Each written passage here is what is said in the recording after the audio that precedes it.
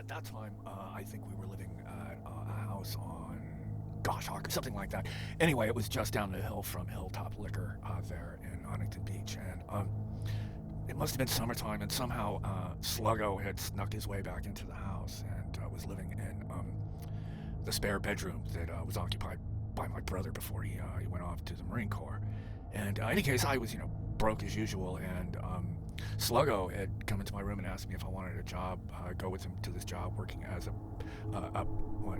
picket sign holder for a union. So I was going to march in a picket line and get paid to do it. And I thought, wow, that sounds like a lot of fun. So then it seemed easy anyway. So then we show up at Albertsons, and they have us fill out these forms, these guys, and I'm fully expecting that we're gonna be wielding bats and shutting down the store and that sort of thing, because that's what I had read about, and it wasn't like that really. In fact, it turns out that we were hired by the union to work for a minimum wage, carrying picket signs while their workers stayed behind their cash registers and did their jobs and got their union pay, right?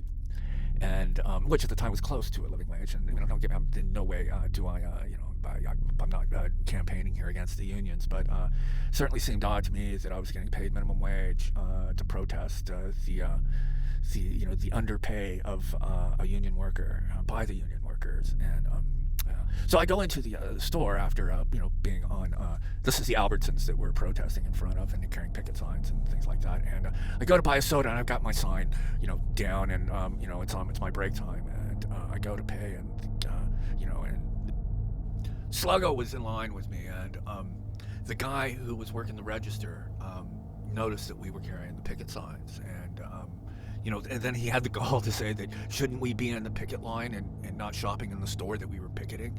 At which point Sluggo stepped right up and reminded him that not only were we working for him, we were working for him at minimum wage, and he shouldn't be such a big fucking dick to the people who were working for him. And I think Sluggo had had a few nips by that time, but another lesson learned.